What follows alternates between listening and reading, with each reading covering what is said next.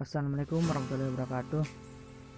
Perkenalkan, nama saya Limsia, NIS 183203, kelas 12 IPA 2. Pada video pembelajaran ini, saya akan menjelaskan dampak pasar bebas terhadap Indonesia dan strategi pembangunan Indonesia.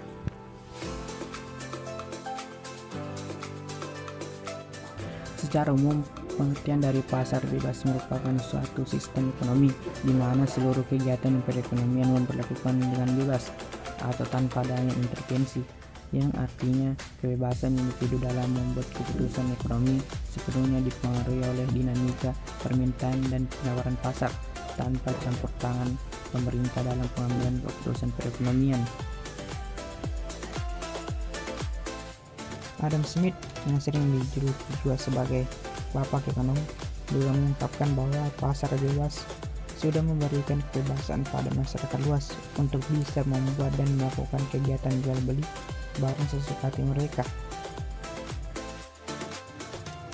Di sisi lain, David Ricardo menjelaskan bahwa pasar bebas adalah suatu kegiatan perdagangan luar negeri yang melibatkan lebih dari dua negara, yang masing-masing negara akan melakukan perdagangan tanpa adanya masalah dari pihak pemerintahan.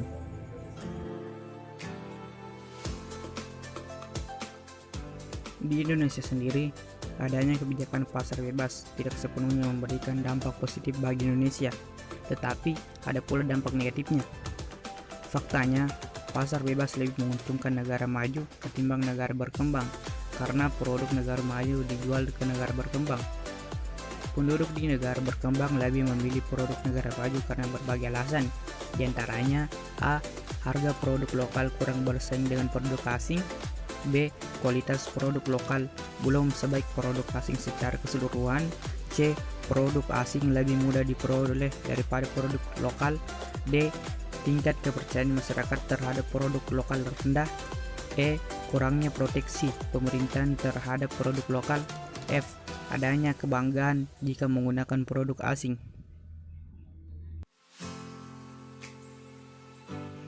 Adapun dampak positif dan dampak negatif pasar bebas bagi Indonesia. Dampak positif yaitu meningkatkan daya saing Indonesia, meningkatnya keuangan negara, peluang ekspor terbuka lebar bagi pelaku bisnis, persaingan kualitas produk, dan peluang terbukanya investasi dari luar negeri. Dampak negatifnya itu produk-produk luar negeri berdatangan, pola konsumsi masyarakat meningkat, persaingan tidak seimbang antara negara maju dan negara berkembang, meningkatnya ketergantungan kepada negara maju, dan menurunnya daya beli masyarakat terhadap produk lokal.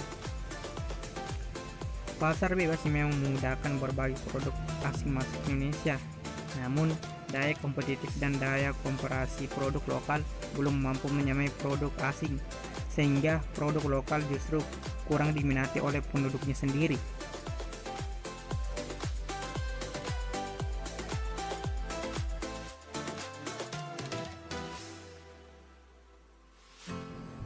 Nah, untuk strategi pembangunan Indonesia untuk menjadi negara maju, sampai saat ini Indonesia memang masih mengejar ketertinggalan baik dari berbagai aspek manapun, sehingga pemerintah merancang suatu strategi pembangunan Indonesia menjadi negara maju,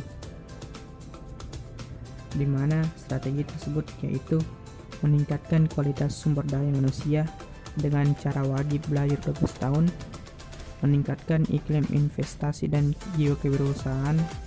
Hal tersebut dapat diterapkan guna mengurangi budaya konsumtif dan meningkatkan produk domestik bruto negara, mendorong peningkatan ilmu pengetahuan dan teknologi atau IMTEK, dan inovasi untuk menciptakan produktivitas kegiatan perekonomian, serta menjalin kemitraan strategis antara pemerintah dan masyarakat dalam pembangunan ekonomi perlu dikembangkan.